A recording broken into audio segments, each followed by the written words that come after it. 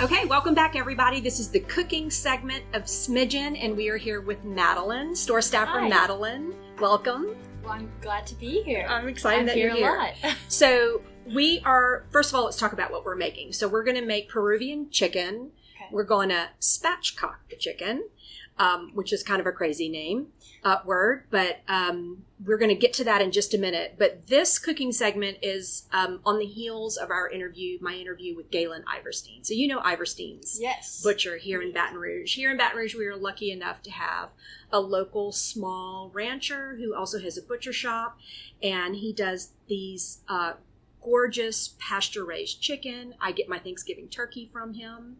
And the coolest thing about Galen, well, first of all, do you get like Stitch Fix or name another subscription box? Isn't there one for makeup that's really popular? Birchbox. Yes. I don't. So I get a meat subscription. Okay. From Iverstein's, and we will link to that in the show notes for everybody in Baton Rouge. I highly recommend it. Once a month, I get a cooler full of meat, and it makes me really happy. So I love what Galen's doing over at the butcher shop. You've come with us on our farm tour. Yes. To tour it. The hanging meat for sure. Right, yes. Right. Which is kind of interesting for you because you are largely plant-based. Yes, but I appreciate everything he does. So. Oh, yeah. Yes. So you told me once, and I love this approach, I'm going to start getting the backbone out of this chicken because that's what spatchcocking is all about. So you told me once that you are largely plant forward. You will consume animal protein if it's offered to you, but when you go grocery shopping, you do not buy it. I do not. Okay. It makes for easier cooking nights for me. Okay. So I'm going to tell you this. I was thinking about you on the way here because I was like, I've got Madeline, plant forward Madeline, working with me on chicken. Like, how's this going to work? And so I'm just thinking about it. I was listening to a podcast called Fork Off is the name of the podcast. And it's two sisters who are about my age. So it's like the whole time I'm listening to it, everything they say, I'm like, same, like we're twins. We're about the same age. And they talk a lot about food and diets out in the world, and they were talking about what they called the pagan diet, which was actually incorrect. It's called the pegan diet. Then they went into a story about their Catholic school upbringing, and I grew up in Catholic school as well. And there was this thing in Catholic school when we were young called pagan babies.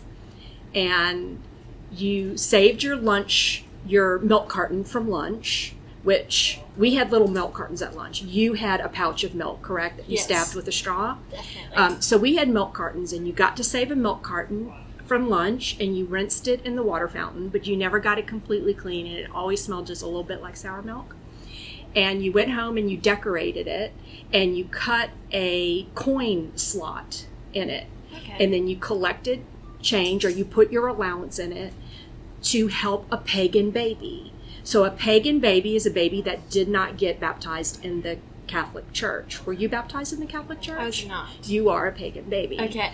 So I'm, 9 years old, max. And so I decorate because I think you adopt the pagan baby and you collect the money, and I think I'm going to actually get a baby.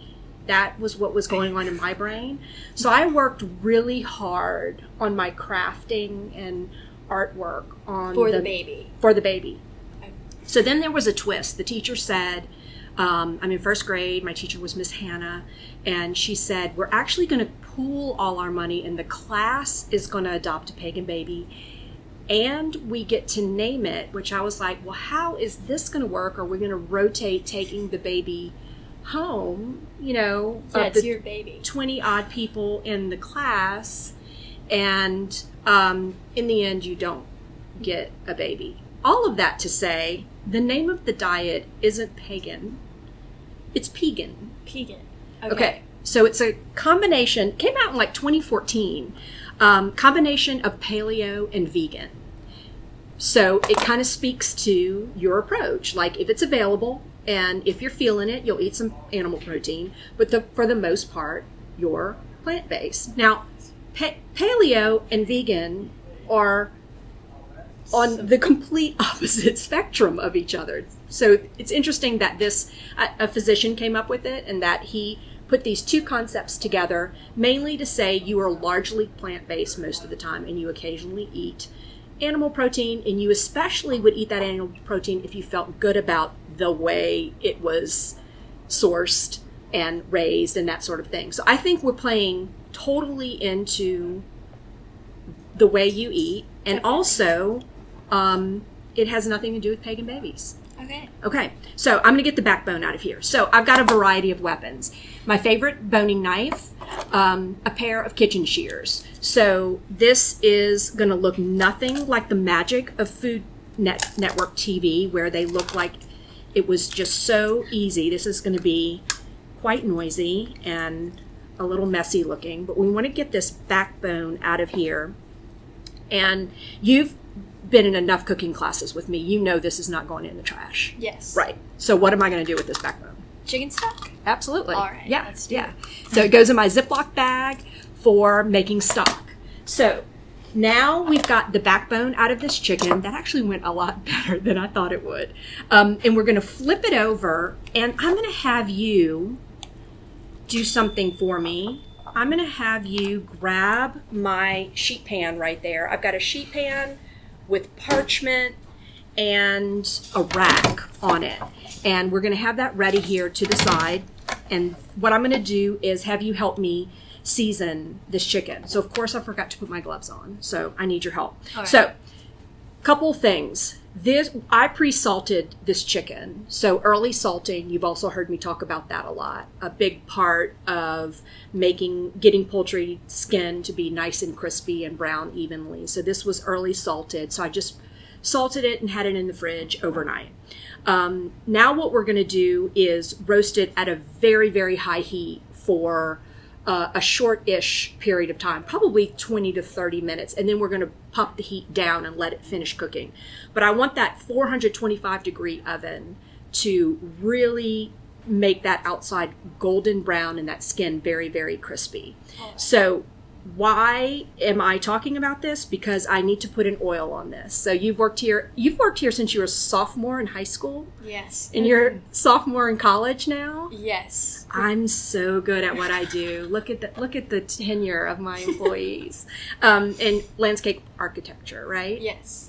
So you haven't been here a ton during the school year because that major is pretty demanding, for sure. Yeah, I was going to say grueling, but that was a really nice way to put it. But you're in the studio a lot. Yes. Yeah. So we're excited to have you back here for the summer, for sure. But you've worked here long enough to know where I'm going with this. 425-degree oven, what has to happen with the fat that we use on here. We're not going to use olive oil because of the smoke point. Yeah. It's got a much lower smoke point. So we could move to avocado oil, which is the highest smoke point fat, and we sell tons of it here. But I'm actually going to use a Louisiana product, and I'm going to use pecan oil. All right. So it doesn't have as high of a smoke point as avocado oil, but it's definitely much higher than olive oil. So what I need you to do is take this pecan oil, that is Point Capi pecan oil. Go ahead and drizzle it all over.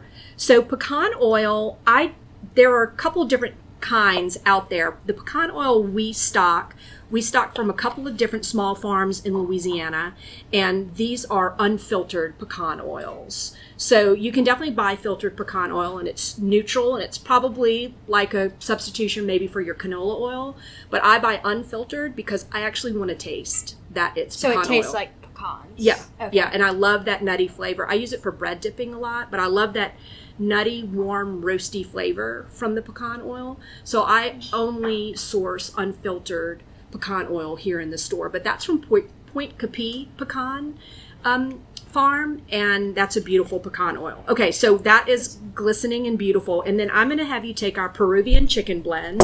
This is a fairly new blend that we've just started blending. We have a whole line of chicken blends here in the store, and this one is fairly new. It's got smoked tomato in it, and then cumin, coriander, a lot of paprika, and then some herbs in it. And gives the chicken golden brown color. It has delicious flavor. Let's just do it on this side as well. So one thing I see during cooking classes is not enough, so we're going heavy with the spice. Yeah, we get that a lot when we walk over, especially when you're roasting vegetables. Let's make sure we get all the places. Yeah. All the places. Yeah. So we see that a lot, especially with roasting vegetables. Folks aren't too terribly liberal with using of the spices or the spice blends, and when we come over and we correct it, they're like, oh, you wanted me to use that much? They're really surprised about that. So yeah, you want to go pretty liberally. I would say we used a solid heaping tablespoon, maybe inching up toward 2 tablespoons, but yeah, get it all on there. I pressed a little bit, and what that did was it combined it with the fat, and it turned it into a little bit of a paste. But we're going to roast that at an incredibly high heat. That's my go-to for all poultry, even my Thanksgiving turkey, like a crazy high heat. For about 30 minutes, we're going to keep an eye on it. We don't want it to burn, and after we get beautiful golden brown color on the outside, then we'll pop that heat down to like 325 degrees and let it finish cooking. So I'm going to have you pop that in the oven, and I need to rinse my hands. So next up, while that's roasting, we are going to make the cilantro sauce. All right. So I need you to do a little bit of cut chop for me. So let's move your board over, and we're going to get the jalapeno going and the garlic. So all of this is going in the Vitamix. So we're not terribly concerned with your cuts. We just want to get it into pieces. Right. So kind of a rough chop. And what I teach when we teach cooking classes about garlic is there's not a whole lot of magic to chopping garlic, especially when you want to get garlic really fine. A lot of times we'll use a microplane and we'll grate it. But to get garlic really fine, you're doing it exactly correctly. You just push it back in a pile and you go over it again, push it back in a pile, go over it again. Same approach to parsley and cilantro. No real magic there. So that is perfect. So that can go into our Vitamix carafe here. And then we're going to tackle that jalapeno. So we are going to take the seeds out, but we're not going to be so meticulous about the membranes because we are happy with a little bit of heat in this sauce. The fat, what's already in here is some mayonnaise. Okay. And we talked a little bit about you don't love mayonnaise. Don't love mayonnaise. So your replacement here for this sauce, because I do want you to make this sauce again. For this mayonnaise, you're going to use an avocado. All right. So because what this mayonnaise is bringing to the party is fat. Okay. And your avocado will do the same thing. I do find when I make it with an avocado, I have to play around a little bit more with the salt and lime. But yeah, you can totally replace that with an avocado. We're going to do mayo, and it's going to make a great sauce for the chicken, but it also makes a great salad dressing. Yeah. Okay. So I cut it in half. So you have a couple of options here. We can just use your fingers as long as you remember later not to rub your eyes. All right. But yeah, we just want to get those seeds out of there. But we're not going to be too concerned. I'm going to pull this whole section out. There's still membrane in there, but I'm not going to be too concerned with that because we want a little bit of the heat from the jalapeno. Okay. And then you're just going to give those, a rough chop. And if a few seeds make their way in, no problem. They're going to get blitzed up in the Vitamix and still going to make a nice smooth sauce. So we need cilantro in here. So what do you think of this cilantro? Looks beautiful. Green. Like how beautiful? Like, did you get it from outside? Guess who grew it? You. Yeah. Okay. Yeah. So cilantro is tricky in South Louisiana. I probably won't have it much longer. It's going to start getting just blazing hot. But right now, while it's fairly warm during the day but cool in the evening, the cilantro is doing well. So well, it is waist high. So it's not something I can really save for long term. I'm just trying to kind of use it up right now. But you are team cilantro? I'm team cilantro. Because a lot of people say soap. It tastes like soap. Yeah. Team soap. That's funny. Greg, my husband, when he's outside, when he turns the corner toward my herb garden, he's like, I can smell it and it's terrible and I don't understand. But yeah, I grew this, and when it's young like this and the stems are tender and not woody in any way, you can totally use the stems. So people spend a lot of time picking off the leaves, and that's not necessary if the stems are soft and tender. So all of that cilantro goes in. So let me see where we are. We've got our cilantro, we've got our jalapeno in there. Do we have our garlic went in that you chopped? Garlic's in there. How about you do a tablespoon of our cilantro lime olive oil? That is, I find myself turning to this olive oil once it starts to get warm. I'm doing more grilling. I'm definitely leaning more toward fish and shrimp in the warmer months. And this is a great olive oil for lots of seafood. We need 2.5 teaspoons of lime juice. I'm just going to do a half a lime. It's probably going to be a little bit more than 2.5 teaspoons, but I find that I almost always have to adjust the lime in here.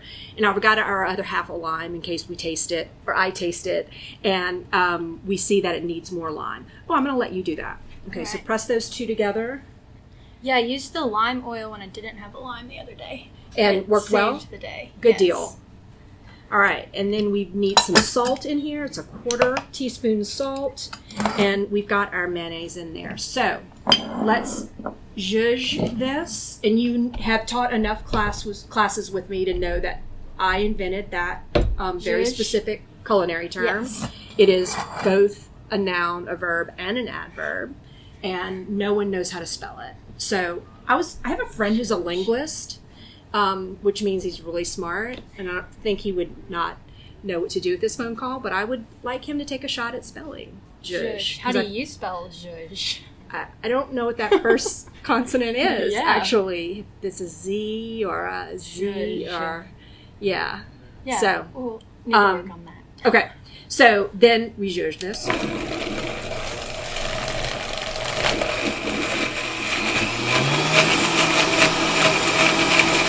So our trusty tamper comes in handy right now to get all of this to come together. We teach Vitamix classes here, which is big fun. We just have Vitamixes lined up all through the room, and always one customer shows up with their own Vitamix, which I love. Just ready to go. Yeah, just in case you had to bring your own. Yeah. But let's try that again.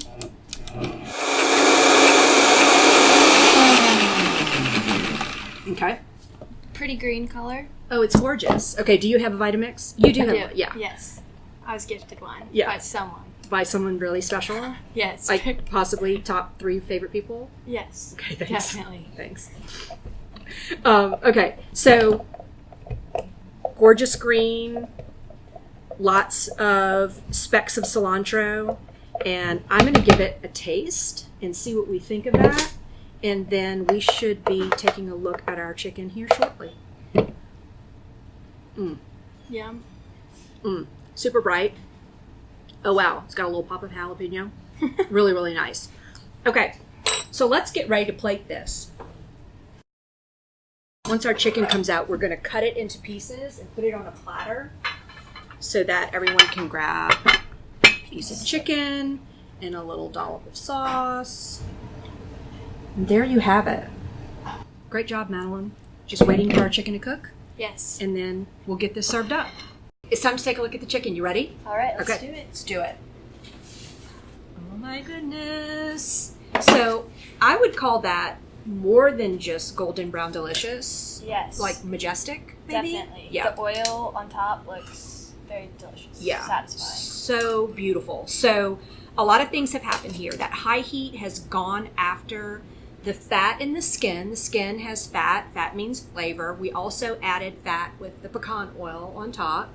And then all of the spices that go into that Peruvian chicken blend all have the capability of blackening. So that's that caramelization. So that paprika and that smoked tomato powder and the chilies, they're all sort of burning on there, but in a really good way, in like the top of the creme brulee way of goodness. So I'm going to move this over to my board because I'm going to piece this chicken to put on our platter. So eating whole chicken was like the norm in our family. Galen was talking about this in the podcast. first of all, the grocery store is a fairly new phenomenon. But when we go into the grocery store, and he describes it perfectly, when you see that big, like just vast sea of clear film wrapped packages with pieces of chicken in there, that's a fairly new phenomenon. Buying a whole chicken was like the norm, and using all of it was the norm in my family. So this part of it, I was smart, and I made sure I physically located myself close to the kitchen, because I knew you needed to get there first to get the pieces you wanted. So that a meal that's served where it's all chicken breast or all thighs is a fairly new phenomenon. Families had like major fights over the piece of chicken. But I always wanted the thigh. For me, dark meat is way more flavorful. So for some reason, the leg was intriguing as a kid. Yeah, you like the chicken leg? Yeah. Yeah. This is a memory of childhood for sure. Now, while my mom probably didn't spatchcock a chicken, there's definitely a whole roasted chicken at least once a week in our family. Okay, so let me see how I'm going to go after this. I'm going to start here with the leg, and it just fell apart.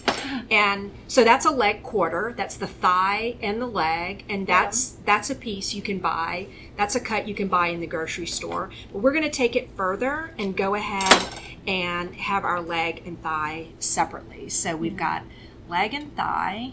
The red color is really nice. Isn't it beautiful? Yeah, and then it's kind of burnt on top. Yeah. Color on point. And thank you, Madeline. Thank you. And I can feel the crispy skin, so that's going to be super satisfying. So there's another thigh and another leg. Nothing worse than bland chicken. Oh, right? And I tell this joke all the time. I know I've told it at least three. It wasn't a joke at the time. At least 3 times on this podcast. I talked to Galen Iverson about it, but I was at a speaking engagement. So that is me chopping right through where the wings attach, so that we have a couple of wings to offer folks. And that's another one of my favorite pieces. I like all of the small bits of meat, but lots of skin on the wings. So I was at a speaking engagement, and I opened it up to questions, and a lady said, "How do I get boneless, skinless chicken breasts to taste better?" And I said, "Don't buy them." So a little snarky. Maybe I could have changed my approach a little bit, but the sentiment is absolutely 100% spot on. That is, a boneless, skinless chicken breast represents everything, all the things that bring it flavor are gone, the bone and the skin. Also, your cost goes up as the more processing they do to the chicken. So that's something that Galen Iverson talks about a lot, is that he says, you actually want me to touch that piece of protein as little as possible, because the more labor that goes in to what he does, the higher your cost goes up. So learning how to deal with that piece of protein as close to the source as possible makes good economical sense really for everyone. So I've got 2 nice sized breasts here, so I'm going to go straight through the center. Looks like a heart. Yeah. And so nice sized. If they were really, really large, you could cut through and get 2 from there, but we're going to get those. This is the fight in our family. This is my brother. Why. Yeah, my brother and sister fighting. Definitely the most meat. Yeah, definitely my dad got it. And I was, no, just one. And I was there grabbing the leg and thigh as fast as I could.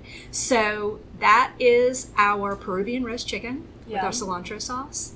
And I think we're going to, should we invite the guys up to taste? Yes, we can get that piece first. Okay, so you want to claim your piece first? Sure. Okay, all right, so let's taste. All right. Okay, are we ready to taste? Yes. Bold move, whole crew here. I can tell Catherine, producer, is hungry, and you went and you took the whole chicken breast. Yes. So, right on. Okay, so a little bit of sauce on your plate. Going for it? Yep. It looks delicious. I'm excited that you're going to give it a shot. Okay, so let's give this a taste, and then tell me if you think you're going to do this at home. Very bright. Mm-hmm. I'm digging it. So good. Yeah. That lime and cilantro is perfect. So summery. Mm-hmm. For sure. So I would totally do this with some grilled chicken. So, or a salad dressing. Definitely. Yes. A great salad dressing. So, you're good on how to spatchcock your chicken? So is it the flattening? Mm-hmm. What exactly? So it's all the things. Okay. So you take that backbone out and you turn it and you kind of flatten it a little bit. And so it's going to help promote even cooking. But what it does is it exposes 100% of the skin of the chicken to the heat. Because if you think about when you put a chicken on a baking pan traditionally, you know, the bottom of the legs, the sort of belly of the chicken is usually on the pan, or vice versa. But bottom line is you've got some of that skin surface area on the pan. Now you can do some flipping while you're roasting to get even heat on the skin, but with spatchcocking, you've got all of the skin exposed and it's flat. The other reason why I love to prepare a chicken like that is for the grill.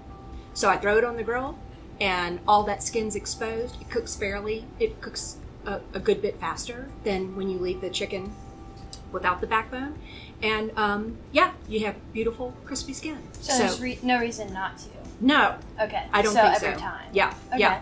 You know, if you want that picture perfect Norman Rockwell, I know you don't know who Norman Rockwell is, but that picture perfect roasted chicken that you set on the counter, you know, that's certainly a place for that. But for all that delicious crispy skin and even cooking, I say all hands on spatchcocking.